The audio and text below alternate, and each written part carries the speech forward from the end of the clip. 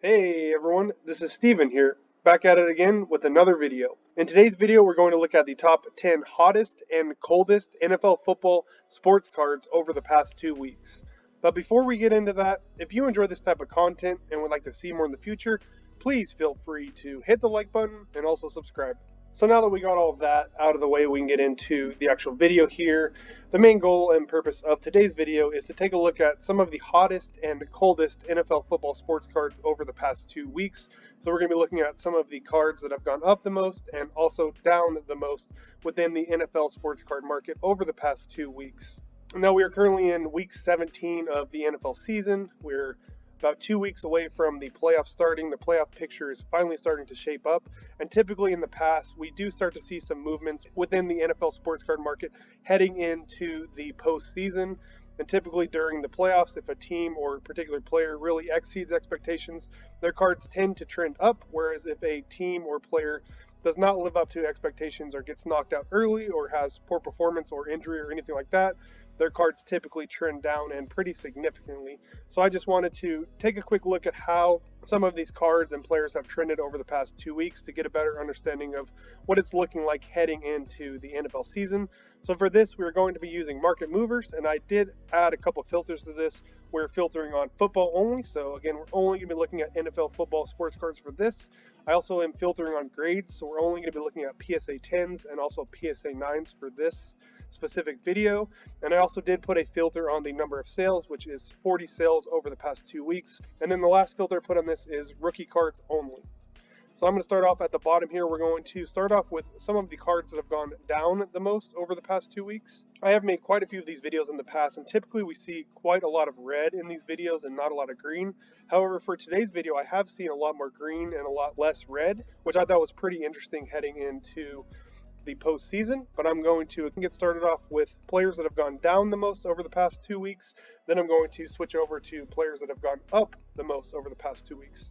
So leading it off here, we have Saquon Barkley and his 24 rookie card portfolio, and these are cards that could be graded in also PSA 9s and also PSA 10s.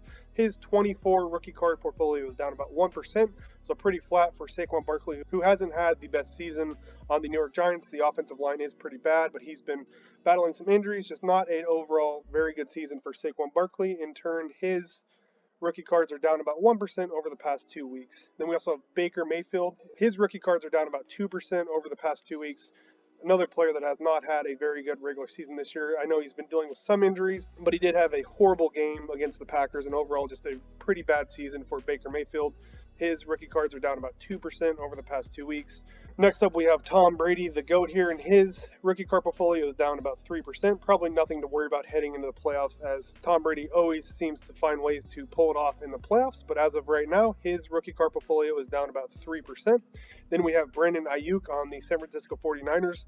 His rookie card portfolio is down about 3% over the past 2 weeks. Also, Tua Tagovailoa, who's been on a little win streak with the Miami Dolphins. His rookie card portfolio is down also about 3% over the past 2 weeks. And then we have Josh Allen on the Buffalo Bills, who looked really good last week against the Patriots when they ended up beating them, but his rookie card portfolio is still down about 3% over the past 2 weeks. So minor decreases for some pretty good players on this list. Next up, we have Carson Wentz. His rookie card portfolio is down about 4%. And the Colts have been winning a lot of games, but a lot of it is due to the turnovers the defense is causing and also the run game with the offensive line and Jonathan Taylor. However, Carson Wentz is putting together a pretty solid season. He's not turning the ball over as much as he has in the past, but still, in turn, his rookie card portfolio is down about 4%. And I know that he was recently placed on the COVID-19 list, so he will be out next week. I wonder if that has something to do with the card prices trending down a little bit over the past couple weeks. Then we also have Dalvin Cook, who was also put on the COVID-19 list and missed last week's game. Still up in the air whether he's going to be able to play next week or not, but in turn, his rookie card portfolio is down about 5%. Now we're going to get into some of the bigger losers here over the past couple weeks. We have Chase Young, who was out for the rest of the season on the Washington football team. His rookie card portfolio is down about 6%. Then next up, we have Kyler Murray, and his rookie card portfolio is down about 8% over the past 2 weeks.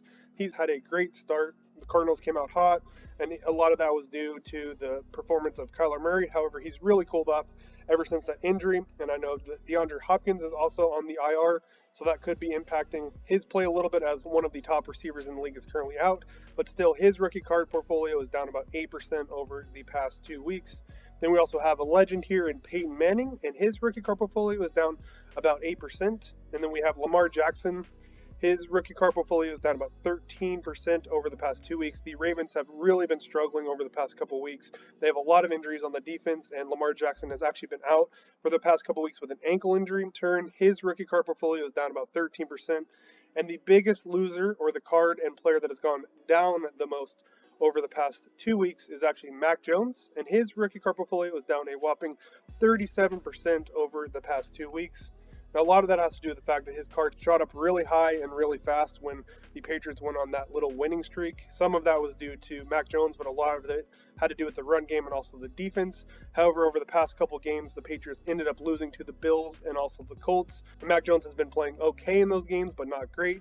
So in turn, I just think that it's a combination of the Patriots' play, as well as just the fact that these cards went up too far and too fast. So they're just taking a little breather. And in turn, his rookie card portfolio is down about 37% over the past 2 weeks. So again, we covered all the cards that are in red over the past 2 weeks. In a lot of the other videos, like I mentioned earlier, there's normally a lot more red on this list. So I don't know if that's a sign or anything heading into the playoffs, but as of right now, it doesn't really look like we have as much red as we normally see over the past couple weeks. But now I'm going to switch over to some of the cards and players that have gone up the most over the past 2 weeks. We're going to start off here with Gardner Minshew, and his rookie card portfolio is up about 4% over the past 2 weeks. He did have a pretty good start a couple weeks ago with the Philadelphia Eagles. He had a very high passer rating, and they ended up getting a win. It was against the Jets. However, Jalen Hurts is now back to being the starter there, but still Gardner Minshew's rookie card portfolio is up about 4% over the past 2 weeks. Then we have Sam Darnold on the Carolina Panthers, and his rookie card portfolio is up about 5%. He recently returned from that injury, but it looks like the Panthers have packed up their regular season and are just getting ready for the offseason. Next up, we have Emmitt Smith, and his rookie card portfolio is up about 5%. And we have Jordan Love on the Green Bay Packers. His rookie card portfolio is up about 6%. Then we have Jalen Hurts on the Philadelphia Eagle. His rookie card portfolio is up about 6%. He did come back from that injury, and the Eagles have been winning some games. So in turn, his rookie card portfolio is up about 6%. Then we have Clyde Edwards-Helaire, CEH, on the Kansas City Chiefs. His rookie card portfolio is up about 6%. He did return from an injury about a month ago, and he's been playing pretty well. The Chiefs are on a pretty big winning streak, so that probably has something to do with the price increases. However, CEH did get hurt in last week's game, and he is currently week to week, so that could impact his cards moving forward heading into the playoffs. Next up, we have J.K. Dobbins, running back on the Baltimore Ravens, who has been out for the whole season. His rookie card portfolio is up about 6%. Troy Aikman, another legend here, his cards are up about 7%. Then next up we have Russell Wilson, and his 10 rookie card portfolio is up about 7% over the past 2 weeks. Russell Wilson did recently return from that finger injury that kept him sidelined for about a month. He hasn't really looked the same, but he is starting to look better week by week. The Seattle Seahawks are currently out of the playoffs, but in turn, his rookie card portfolio is up about 7%. Then we have DeAndre Swift, running back on the Detroit Lions, up about 7%. Then we have Cam Akers, who recently came off of the injured reserve list, and his rookie card portfolio is actually up about 8%. It's going to be really interesting to see if he's able to play in the playoffs for the Rams and how he looks coming off of that Achilles injury. But in turn, his rookie card portfolio is up about 8%. Then we have Patrick Mahomes, who's been playing much better over the past month or so. The Chiefs are on a 7-game winning streak. A lot of that has to do with the play of not only the defense, but Patrick Mahomes has been playing a lot better over the past month or so, not been turning the ball over as much. And in turn, his rookie card portfolio is up about 8%. Now I'm going to scroll up to some more big winners here. We have Aaron Rodgers. The Packers just continue to win games. A lot of it has to do with the play of Aaron Rodgers. He currently has the highest odds of winning the MVP as of right now, and his rookie card portfolio is actually up about 10% over the past 2 weeks, so pretty big gain for Aaron Rodgers. And then we have Drew Lock on the Denver Broncos. His rookie card portfolio is up about 11%. I would just be careful with any Drew Lock cards, as he is a very inconsistent and very inaccurate passer, but still in the short term, his rookie card portfolio is up about 11% as he recently took over the starting job while Teddy Bridgewater is absent on the Denver Broncos. Then we have Dak Prescott. His rookie card portfolio is up about 11%. The Dallas Cowboys have been winning a lot of games. A lot of that has to do with the defense. Dak did have a pretty decent game last week against the Washington football team. They ended up winning 56-7 or something like that. So pretty big win there. In turn, his rookie card portfolio is up about 11%. The next up we have Joey B, or Joe Burrow, on the Cincinnati Bengals, who just had a monster game last week against the Baltimore Ravens. He threw for, I want to say, 525 yards. Just a great game for Joe Burrow against a division rival. And in turn, his rookie card portfolio is up about 13%. Then next up, we have Justin Jefferson, wide receiver on the Minnesota Vikings, who's putting together another very solid season for his sophomore season. He ended up passing Odell Beckham Jr. for the most receiving yards within the first 2 seasons of their career. So another very good season for Justin Jefferson. And in turn, his rookie card portfolio is up about 14%. Going to continue to scroll up here. We have Chase Claypool on the Pittsburgh Steelers, up about 14%. Dwayne Haskins up about 15%. T. Higgins, who had a monster game last week against the Ravens. With Joe Burrow passing the ball, his cards are up about 16%. Then we have Jerry Jeudy, wide receiver on the Denver Broncos. His cards are up about 16%.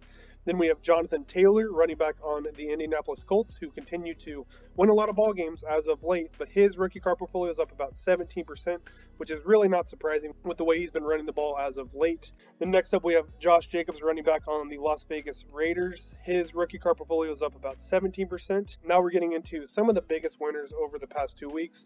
We have Randy Moss, another legend here, and his rookie card portfolio is up about 22%. Then next up we have Jacob Eason, and he is actually the biggest winner, or his cards have gone up the most over the past 2 weeks. And that is actually Jacob Eason. His cards have gone up 24% over the past 2 weeks. So pretty big gain for Jacob Eason. Now after looking at this list, as you can see, there's quite a lot of green actually over the past 2 weeks. Whereas in the past, some of the things we've seen is these lists are pretty much dominated by a lot of red with very few cards that are actually in the green. Now it almost seems like that's reversed a little bit heading into the playoffs. So I did find that a little interesting that for once we did see a lot more green than red. But with all that being said, I really hope you found today's video somewhat entertaining and also informative. If you did, please feel free to hit the like button and also subscribe. Thanks, and have a good rest of your day. Bye.